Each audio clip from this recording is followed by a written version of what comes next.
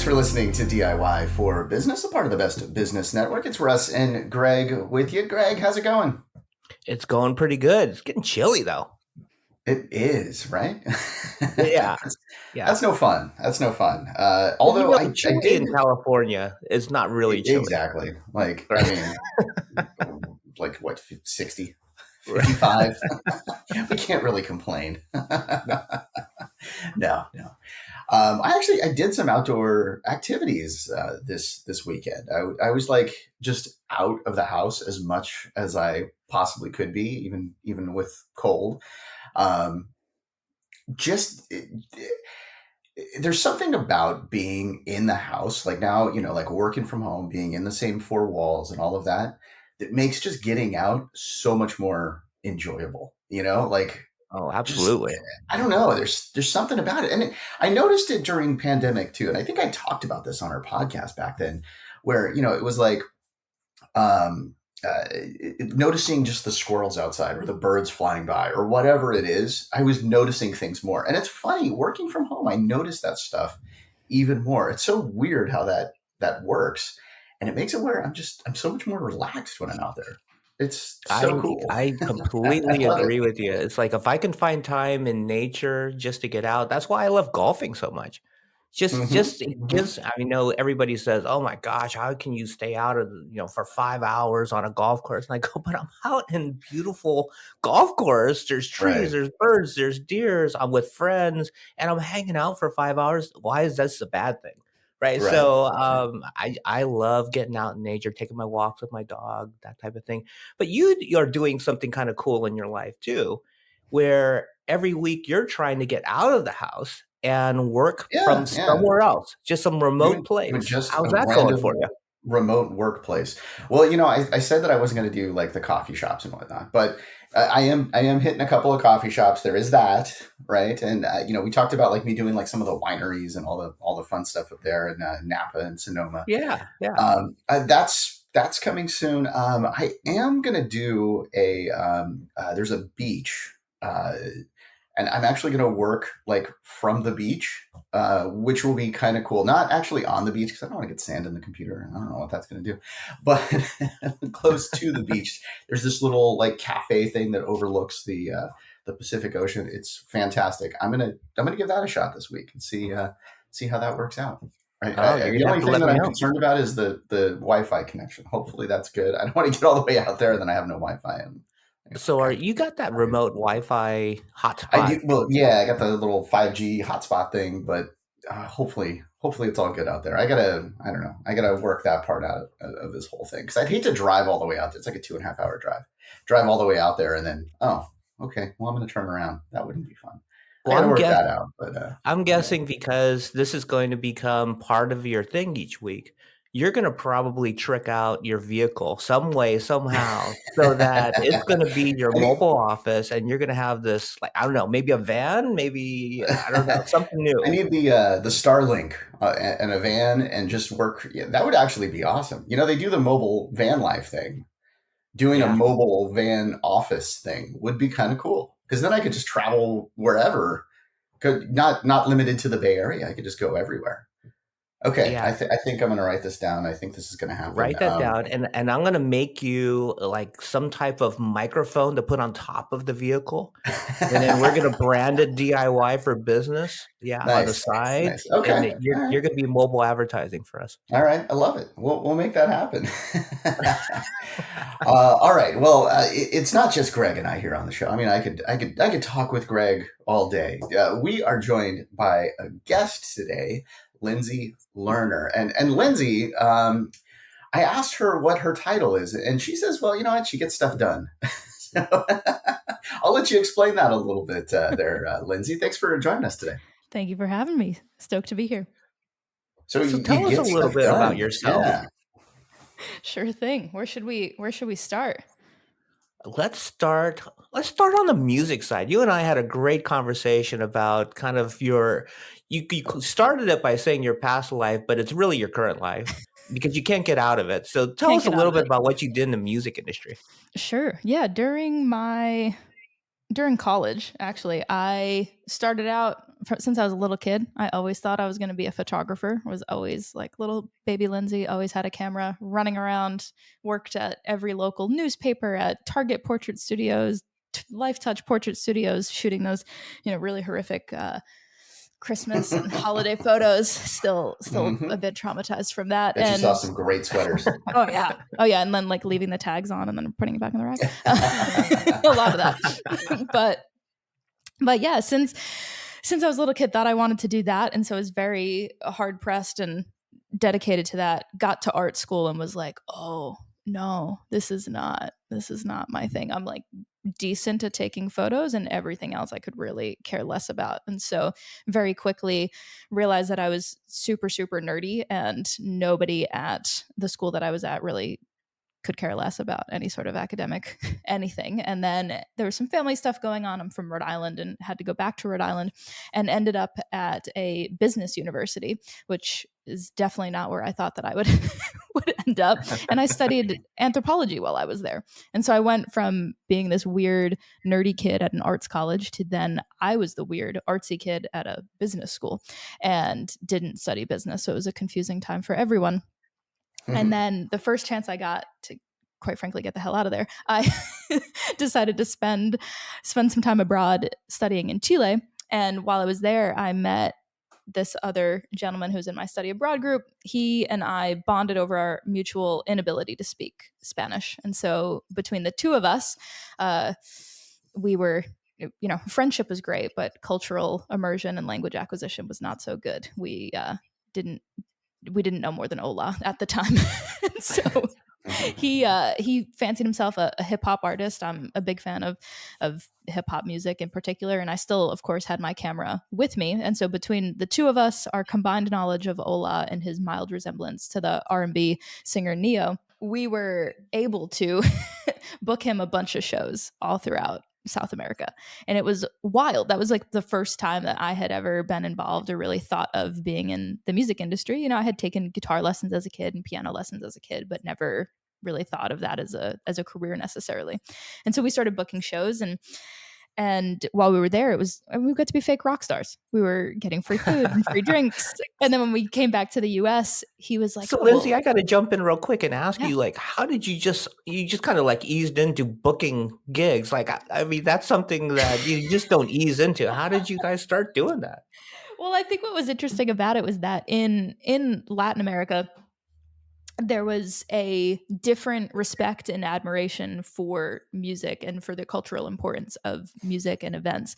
And when we were there, not that it was easy, but it was easy to, especially as, American kids, especially as for Phil, the kid that I was working with, he was, what felt like the only Black guy in the entire country. And so there was a bit, in hindsight, there was a bit of fanfare because of that. And he really did have a resemblance to Neo, and like was always wearing a fedora, which was part of it. And so could he dance like Neo though? He was a good dancer. And so that all of those things were kind of this serendipitous recipe for success in that way. And the host family that he stayed with, there was a relative, I think a cousin, who was a promoter. And so that was a big part of it. And it was always joked. It was just like, well, Lindsey, you're organized. Like it was always, making fun of me on one hand in terms of like, oh, you're so type A and you're uptight and you're this. But then, the flip side of that is like, oh, you are really organized. Like you can help me and you can keep the chaos managed. It came in handy. Sure did. Yeah. Sure did.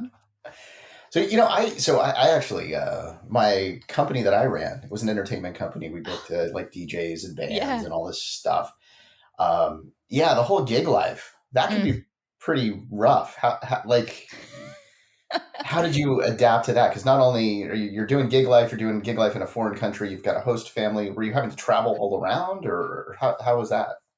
Again, my Spanish abilities were hilarious, to say the least. It was just a lot of me sitting at the table with like Google Translate, on my crappy Lenovo laptop, attempting to communicate with my host family. And so, yeah, you're right. That was very confusing. Fortunately, we weren't traveling super far. It was mostly local local places, so there wasn't a lot of explaining to do. And then I think what happened was when we got back to the US, Phil had gone, he went back to Cincinnati, I went back to Providence, Rhode Island, and he called me up and he was like, well, I mean, you're organized again. Like, you just be my manager. Like, it's not hard. I'm like, yeah, okay, sure.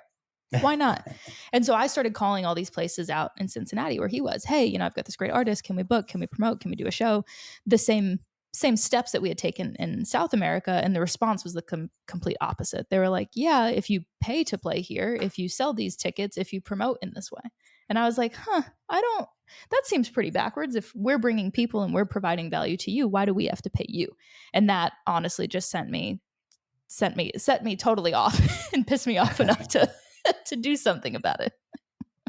So what did you do about it? I mean, how did you change the process? Because I'm guessing it wasn't just you that they were asking to pay. They were asking all artists to pay until they get to a certain level. How did you make that switch? Yeah, exactly. So we started a company called Level Exchange, and the idea was that we were leveling the playing field for music and performing artists. And so my idea was that rather than, you know, me continuing to go to Cincinnati, let's start in Rhode Island. We're the smallest state. I'm from Rhode Island. I grew up here. I know a ton of people, and because I grew up here, you know, my family knows a ton of people and whatnot. So let's use that to our advantage. Let's be, you know, a big fish in a small pond, figure out that model, and then expand it from there. And it was funny because I had never, like I said, when I got to this quote unquote business school, they were like, what is this like anthropology kid? Like, what are you doing here? Why are you here?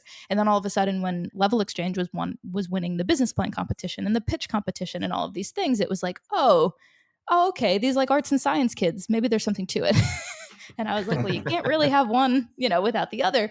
And so Level Exchange was built on this ethos of art as a business and business as an art, and the most successful people and entrepreneurs and businesses and entities that really hone in on that, like, that's why. And so we started out and we had an online booking platform that facilitated the relationships between local bars, coffee shops, restaurants, and local musicians.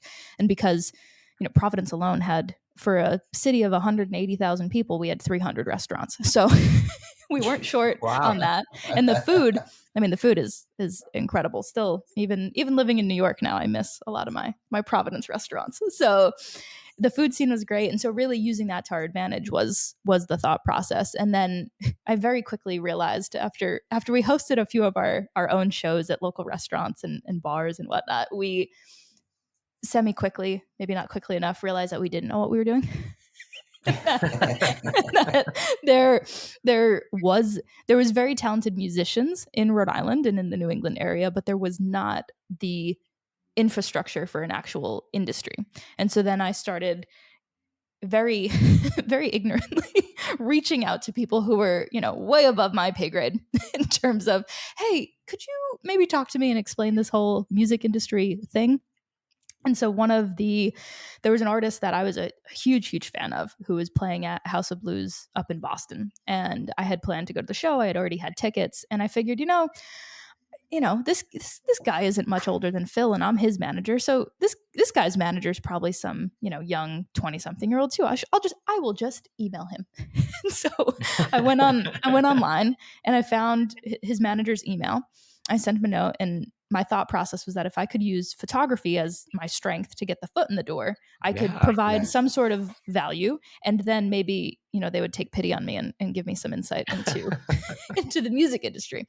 So I hit him up and I was like, hey, you know, I'm coming to the show up in Boston. If you need a photographer, I would be more than happy to shoot the show. Like all of these things that, like, really in hindsight didn't make sense, but there was hope. And I will not disclose how many times I emailed this poor man, but about probably like a month or two later, I got a phone call. And this, you know, I had never even been to California at this point, and it was a California number. I answered and I said, hello. He said, is this like grumpy man voice? He's like, is this Lindsey? Uh-huh. He's like, you know, this is Kevin, this is manager. And I was like, oh. And then I just like did not know like how to compute. And before I could even say anything, he just stopped and he was like, what the do you want? Why are you bugging me? Why are you sending me 100 emails a week? Yes. And then I just, I was embarrassed, and I was just like, well, I saw you were coming to House of Blues, and I was just wondering if I could take pictures, and then like just a whole mess. And then he got some enjoyment or entertainment out of it, because he kept me on the phone for like an hour explaining, he's not some young dude. He's almost 70 years old. He was VP of Live Nation. Like, he has his own entertainment company now. And when he was my age, he was touring for House of Blues. And like, who the hell do you think you are? And I was like, oh man. And then of course he's like sprinkling in these stories about how, he went to Clapton's birthday party and he used to book Hendrix, and like all these just wild things to me. And I was like, whoa. And then at the end he was like, you're a little nuts, but I do appreciate your persistence. So if you're ever in LA, let me know. I was like, okay. Oh, okay. And then he hung up the phone. I was like, what the hell what just happened? Yeah. And so then post that, fast forward to the day of the show up in Boston. Like I said, I had tickets, like I was going regardless of whether or not I was allowed to take photos or whatever, but got there really early. And at House of Blues, there's one side door that looks like a mural, but it's actually a door. And because I was there so stupidly early, like 3:00, the door was open. So I like peeked in, and I walked in. This like huge security guard was like, "Oh, you coming in?" "Yeah." "Okay." And he just opened the door. And I was like, all right. No groupie showing up that early. You have to be legit, right? Yeah. And, I had my like camera bag, and like I walk pretty aggressively. And so he was like, okay. And so then I'm standing there. They're doing sound check. I don't know what the hell I'm doing. And so I texted the number that this guy had called me from. And I was like, hey, I know you said you weren't going to be at the show, but I'm here. So, and he ended up texting me back, and he said, oh, last minute, I ended up on the East Coast. So I'll be at the show later this afternoon. Let me know when you get here. And I said, okay, cool. I'm at sound check. so then a few minutes later, this like old man comes up, and he's got his like baggy pants and his snapback and his high tops. And he comes over and he taps me on the shoulder. Are you Lindsey? Uh-huh. And again, he's like, how did you get in here? And I was like, I don't know. You need better security or something, man. And he was like, well, I guess you're not going to hurt anyone. So come on.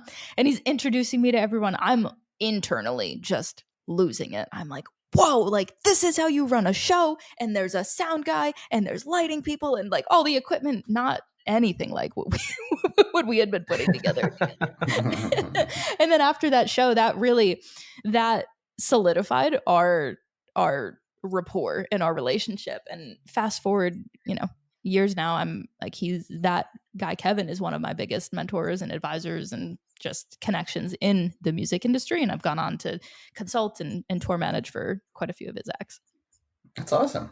It's so important to have a mentor, like I actually, that should have been the story that I was talking about instead of my travels at the beginning of this, because I just spoke with one of the people that I consider my mentor for, I don't know, years. He, started a business and, brought me on as his marketing person. And yeah. I learned so much from him. And then it's like, whenever I come across these little weird changes in life or whatever it is, I always reach out to this guy and totally. we chat about it. And, I find out whatever car he's purchased now, because he buys a ton of cars. All right, so we're going to take a short break. When we come back, we'll continue talking with Lindsey. I want to thank you. I didn't do this in the beginning. I want to thank you for reviewing the podcast. So please do so if you haven't. You got like 2 minutes to do it. We'll be right back.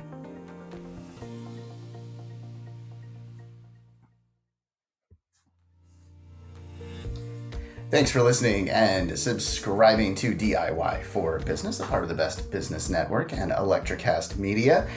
If you've not gone over to electrocast.com, you can check out all the great podcasts. I got some good feedback on the site this last week that people are liking the design, which is cool since I did that. I felt good about that. I was like, okay, cool. Oh yeah. So, check out electrocast.com and you'll see all the various podcasts, not just business. We've got all kinds of stuff over there. And of course, you will see all of our business podcasts as well as a part of the Best Business Network. Okay, so we are talking with Lindsey Lerner. One of the things that we were getting into, we talked about the whole mentorship thing and your music career and helping some artists tour and all that fun stuff. it was flashing me back to my days. I used to work in radio and meeting all these artists and all that stuff. Yeah, you get like that weird, like, oh my God, I'm like, I'm in the room with Celine Dion. Like, this is insane. I just, shook, whomever's hand. Like, it's like, what? And it's funny how just down to earth and cool, like most of these like artists are. I don't know. I don't know what that is, but it's just so cool to meet somebody and then like not be upset by who they are. I had a few people. There were two that I met that I'm like, okay, never listening to that again. But for the most part, they are all pretty cool.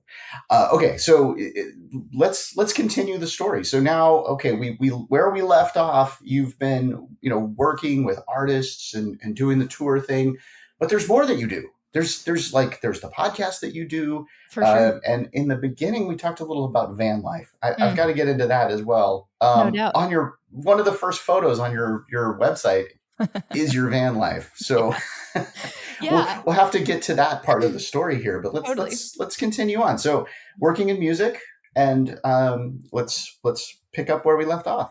Yeah, like I said, we had Level Exchange for quite some time, and Phil ended up choosing to do some other work. And then I took Level Exchange and we turned it into a physical co-working and production space for musicians. And that was based in Pawtucket, Rhode Island. And that really came from, I had been on, Warped Tour a couple of times, had tour managed a couple of times at this point. And what I realized was, I personally didn't think that there was a talent difference between the local musicians that I was really passionate about collaborating with, and then these artists that were able, to pay bills and take me on the road and do all the fun stuff with. And so what I realized was really the difference was these touring acts had photographers and videographers and people that were there specifically to develop content and promote and advertise and market on socials. And so I was like, well, I mean, we're in the, quote unquote creative capital here in Providence and being in Rhode Island. And we have 11 colleges and universities. There's so many people here who do photography and videography and studio engineering and all these different things. And so we opened up the physical space in 2018. And it was incredible to own and to operate a space and to be able to have people constantly coming in and out. And I think the really interesting part about it was that because we're in Rhode Island, we're so close to Boston, we're so close to New York, a lot of folks, when it comes to touring, their contracts say that they can't perform within a certain mile radius. And so a lot of folks choose to not play in Providence because it's a smaller market, obviously, compared to New York or to Boston. And so we were able to still pull acts off the road, get them in the studio, get them, to your point earlier, mentoring, advising, and creating those relationships between bigger touring acts and these, some of these kids that we worked with were high school, even younger musicians. And so really creating that ecosystem was the best. And then after we shut down the Level Exchange space, and after that, I was on a tour. It was actually a K-pop tour that Greg and I were talking about earlier. And after that tour, I was like, oh, man, like, this is I don't even know how many times I've been back and forth across the United States. And as fortunate as I am to have been able to do that, I haven't gotten to see a lot of anything other than, music venues and basements clubs, of right? music venues. So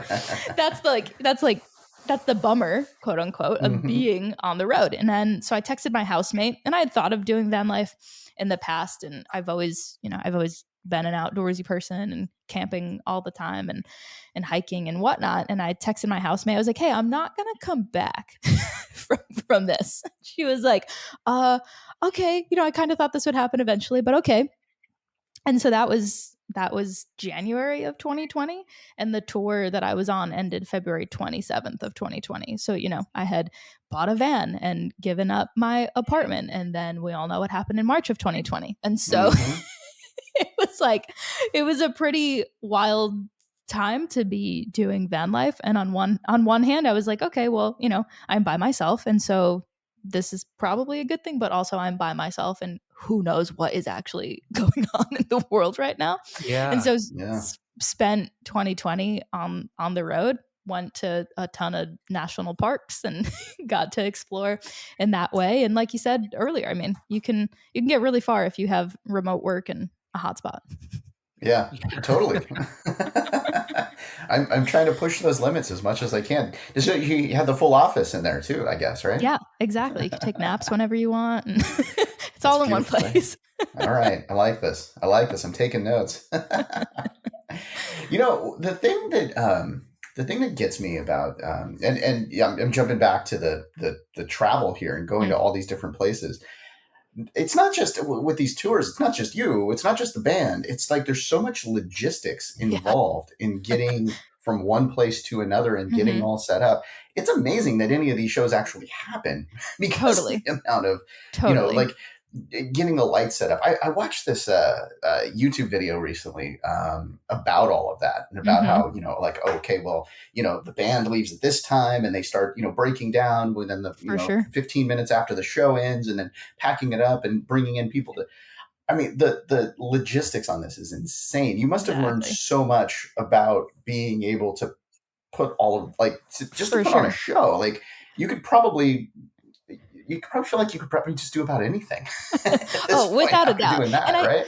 yeah, oh, for sure. And I think honestly, I'm a parent now, and tour managing really is what prepared me for parenting and having a little person running around. There's a lot of similarities, but Yeah, right. I think to your point, and I wish that I really do, I hope a lot of people listen to this, not only because I hope a lot of people listen, but to really hear your points of empathy of being able to produce a show and to get people around the world and back safely is just an exorbitant amount of work that people don't Yeah, understand. And I've always been fortunate enough until recently I've solely worked for myself. And so the times that I have, interviewed for jobs, people are like, they have no idea what tour managing is. So they don't understand that really has given me the ability to do anything that needs to get done. Like the amount of right. absurd things that Well, come up on the road. Well, I'm one of those people that have no clue about what it would take to be a tour manager. Mm, So as a tour manager, Russ went over a whole bunch of logistics. Do you have for people sure. helping you, or are you pretty much handling all of those things? Yeah, so the last tour that I went on, I spent most of October on the road, and I did that myself. And this was an act that I've worked with before, and so again, it hones in on the importance of personal relationships. So I'm super super close with this act. I'm a big fan, and like the entire band is. It never feels. There's been some tours that it feels like babysitting. This band never feels like babysitting. They're just they are professionals at what they do, and everyone has their strengths, and we are as a unit really when everyone's in their zone. This was probably the first tour I've ever been on that nothing went wrong, like not one oh thing, wow, and it was incredible. And it just shows when you put people in their zone of genius that you can kick ass no matter what. And so in that case, or in this case for this tour, I was driving, routing, booking, moving gear, loading, unloading gear, and then all of the Food, logistics. right? Everybody Yeah, has we to got to eat, figure out food. right? You got to, you and cooking Where are yeah, you going to food? sleep? You oh, know, totally. And that's the fun get part paid. for me. Yeah, exactly. I mean, well, it's advancing all the shows, which is talking to all of the people in advance of the show and making sure that the equipment is there and all of the audiovisual things, all the lighting things that you Hmm. need, making sure that they're there, negotiating pay, all of these little things that, they seem like little things, but at the end of the day, I'm a tour manager is everything from the accountant to the babysitter to, making sure, to your point, everyone gets fed.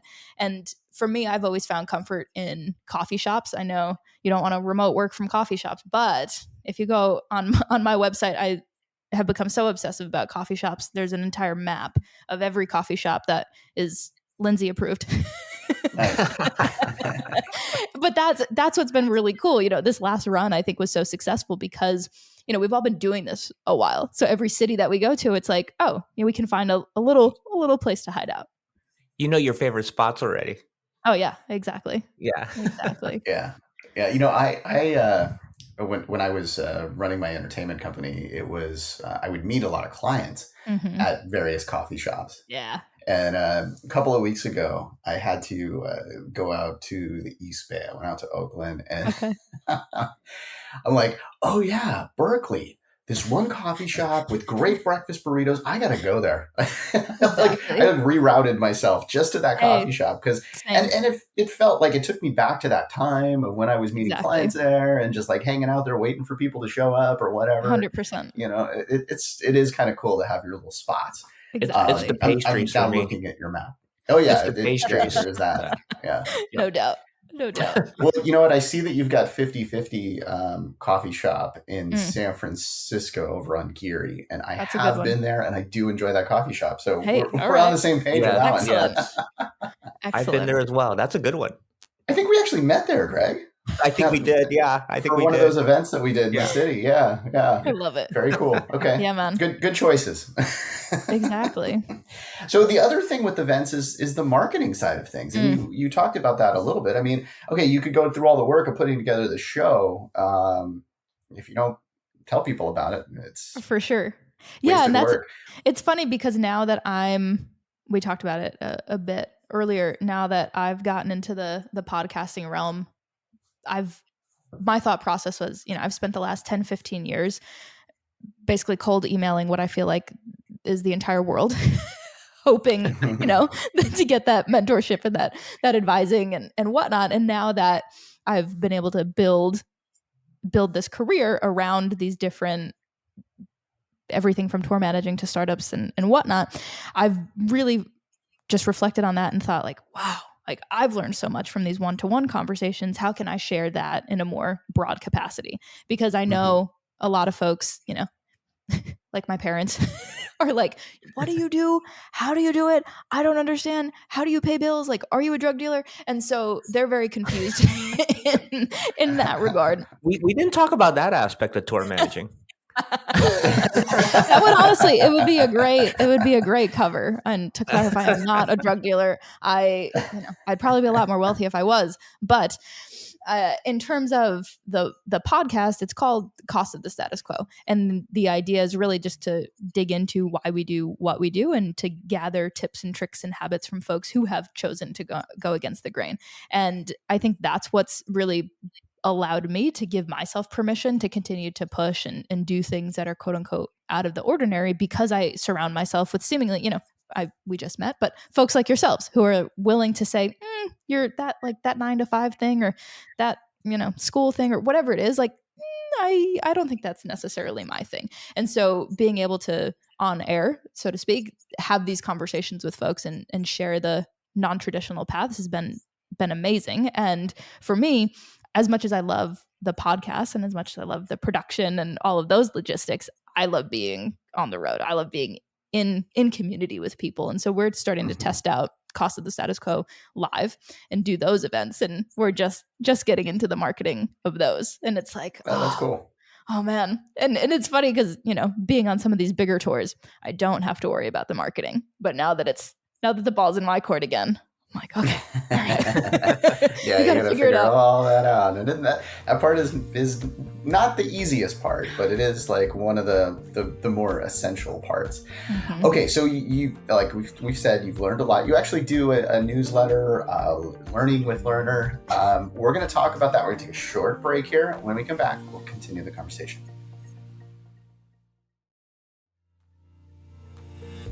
Thanks for listening and subscribing to DIY for Business. It's Russ and Greg with you. We've got Lindsey Lerner with us. And just before the break, you were talking about you're doing some live podcasting stuff coming up.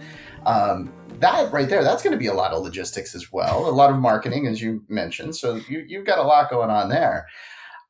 Throughout all of this, you've got a lot of different things that you've done. And you've definitely found something that you love, something that you're good at, and you're doing it, which is fantastic.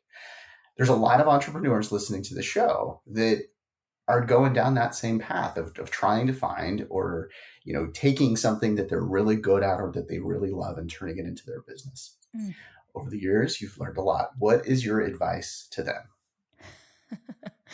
Yeah, there's quite a few things. I think the biggest piece of advice that I've gotten that has been the most helpful, and explicitly when it comes to business, I had this mentor who, this was probably freshman year of college, this incredible woman, Sharon, and we were working on a photography project together, and we were asking everyone, hey, like, can we take your photo? We're working on this project. Every single person said no. And baby Lindsey was just at the end of the day, just drained and distraught. And Sharon looked at me and she was like, Lindsey, yeah, do you know what NO stands for? I was like, no. She's like, NO stands for new opportunity. So get your ass back out there and let's go. I was like, okay, all right. And so now a lot of it is more so the headspace of it's not rejection, it's more of this redirection. How do you focus more on that? How do you create new opportunities? And I think that's the biggest part of it. And previously I used to think that it was a lot of just showing up, being in the right place, putting yourself out there. And what I've realized now is that it's a big part of it is showing up, but not just physically, but more emotionally, mentally, and being present in those moments to really be there in the zone, so that when you're speaking about things that you're excited about, you're attracting the right people. Earlier, you had mentioned that, you were kind of comparing the local bands that you thought were, really talented and comparing them to some of the bands that were more successful, right? Mm. And you're going, a lot of it is just content. Like, what are the pictures out there, the branding out there? Do you take that into what you're doing now and figuring like, oh, I just need to really brand my, my podcast and what I'm doing now in my business. And that's what's going to set me apart versus all the other thousands of podcasters out there, because you're in, just like the music industry is very competitive in the For sure. podcast industry. Do you think, and for entrepreneurs out there, is that what they should be focusing on, is just brand themselves and really put great content out there? Yeah, I think a big part of it, I mean, we live in a very visual, very instant gratification society right now, for better or worse, especially in the United States. And I think that's a big part of it. I think by showing that intention and that care around how you present yourself, what your design is, what the aesthetic is, I think that that's super, super important. It allows you to showcase the fact that you are professional and you're consistent and you're reliable. I think those things can be communicated in your branding. But I think a bigger part of it is, again, in this instant gratification, social media driven society that we find ourselves in right now, I think a lot of that is people are doing stuff for likes, and they're doing things for, reshares and reposts and retweets. And I think that we need to dig deeper than that. And that shows when, I've been on the road with acts who have millions and millions, if not billions of streams on Spotify and can't sell 50 tickets. So what's more valuable, your million streams that's going to get you maybe $4,000, or the ability to actually pack a venue? Well, I'm so curious about that. Why do you think that is? Why do you think that didn't translate for those bands? Because, and I think a lot of this could even show up in the podcasting space as well. But specifically for when it comes to those bands and that music, your content can get you somewhere. Your content can get you eyeballs. I've worked with musicians who have 6-7 million followers on socials and can barely sell 1,000 tickets. And so what's that discrepancy? And I think that comes down to the actual meaning behind the relationships that people have with their fans. Like, there's an act that I'm going to see tonight, Marielle Craft, who is she's a phenomenal musician, but not only is she a phenomenal musician, she's such an inherent entrepreneur that it is mind-blowing to me. Her ability to market herself, be able to build genuine relationships with her fans and go above and beyond. Literally, like, I've received handwritten thank you notes from her. And so being able to set yourself apart in that way and connect with people in a really meaningful way, I think is ultimately what sets people apart. And after being on this last tour that I was on, to sell out, the entire tour was sold out. So to sell out back-to-back nights in New York City in a room that fits 3,500 people, like, what are you doing that actually allows people to connect with you? And how are you expressing that? Because I've seen, seems like Russ has met some divas back in the day as well. And those careers tend to be more of a flash in the pan than anything else. Although, the thing was, and the reason why I brought up Celine Dion was because I love to tell people how cool she was. Like, she, backstage, we had this little party for her. It happened to be, the show happened to be on her birthday. Oh, cool. So she's like, like, we did a birthday party for her. We had a cake, the whole deal, and, whatever. And we had a whole bunch of listeners from the radio station come in. She went to every single person in the room. And we had 100 people in there. every single person and Totally. engaged with them and chatted with them. And it felt so like real and so, Mm, like genuine, the way that she was totally. talking to everybody and engaging with them. And it was just so cool. And it actually, uh, totally honest, like I didn't love her music before that, and I mean, I I get still it. was like, but like afterwards, it made me actually like, I'm like, you know what? If she came in concert again, I'd probably, or the Vegas show that she was doing, I'd probably Sure. go see it just because I know she's a cool person. Absolutely. So it's weird to be able to Mm-hmm. to have those kind of things. Now, a couple of other divas, yeah, not so much. Well, Lindsey, on your website, authenticity is one of your values. Mm. And I went through the list of values. Maybe you can kind of share what your values are with our audience. Yeah, definitely authenticity is one of them, and I think that is what we're talking about when we're discussing what makes or breaks an artist. And I think that is the biggest part of it. Is you can post all you Mhm. want on social media, but to your point, if you're a jerk in real life, people are gonna find out, and that's gonna get Yeah, around. And it's so it's it's gonna get that's out there. Yeah. that's Yeah.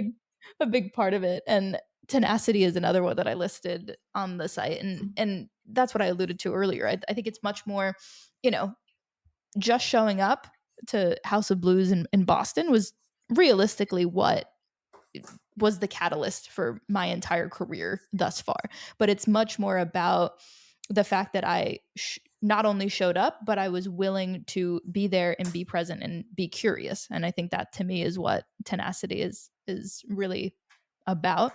The other one that I have on there is play, and I think that's something that we unfortunately lose as we get older. I've always been, a curious person, and I've always been an athletic person, but recently, I've run marathons and lifted a bunch of heavy shit and done all of those more serious things.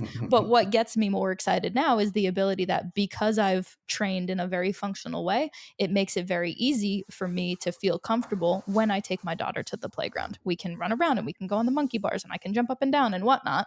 And being able to move and to play and to navigate in that way, not only on the playground, but when it comes to even, I sit in business meetings all day, every day on Zoom, like everyone else now, because we work from home. And without that element of play, I mean, it's a pretty miserable existence. I got to get you into pickleball, Lindsey. Yeah. I mean, I've been hearing this over and over and over again. So Right. honestly, I gotta find a club here in New York. I'm coming out to New York. We're gonna find a court. I think I could handle it. All right. Yeah. Well, that's what you do, Greg. You get Lindsey to produce your pickleball live tour Hey. of your of the Yes. Third Shot podcast. I'm down Yes. for that. I'm down for that. For sure.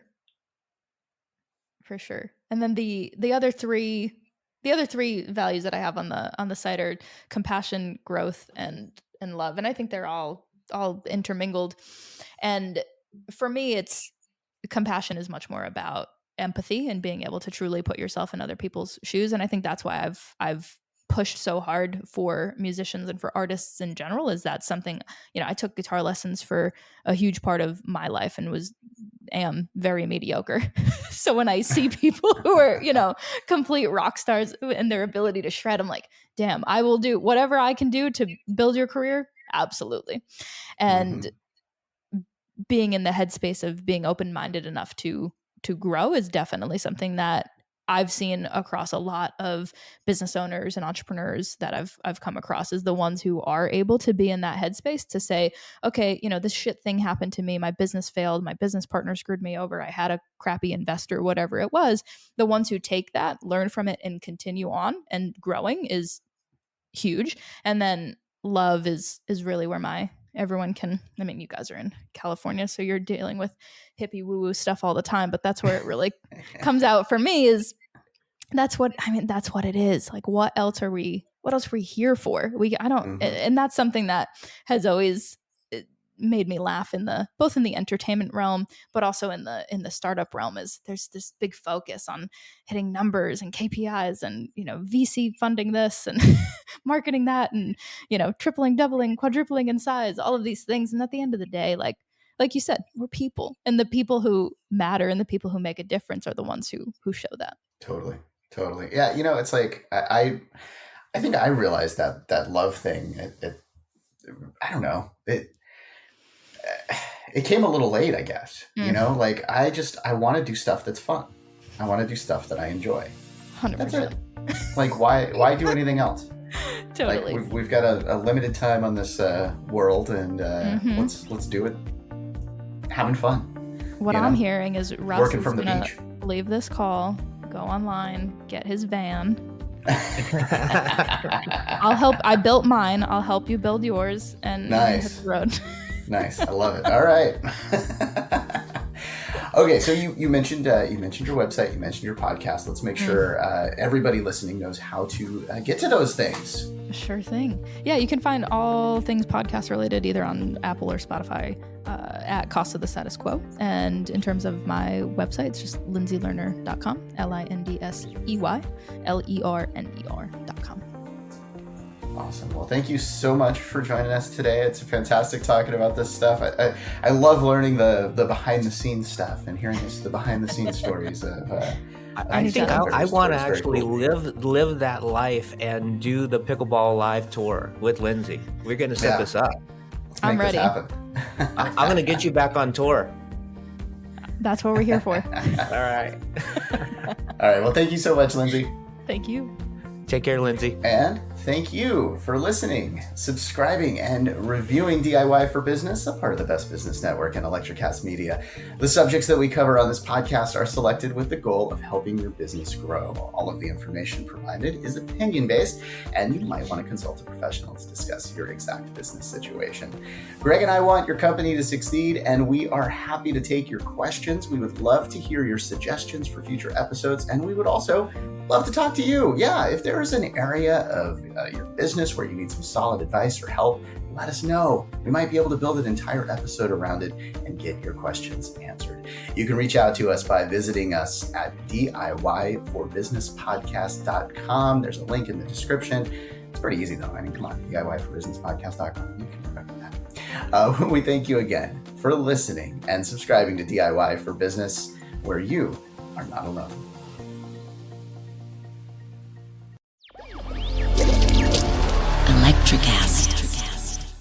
Hey gang, I'm Nikki LaCroce, host of Who the Fuck, a show that explores the power of human connection and the profound resilience of the human spirit through compassionate conversations that help you better understand yourself so you can live with the sense of peace, purpose, and joy that you deserve. Each episode offers a safe space for guests to share intimate details of their personal journey and lessons learned along the way as we all seek to answer life's most important question: who the fuck am I?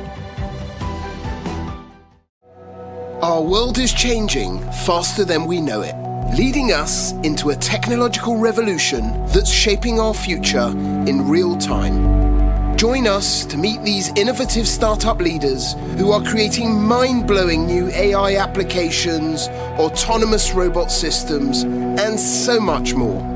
I'm Johnny Kaplan, your host on the Tech Talk Revolution podcast. Electrocast.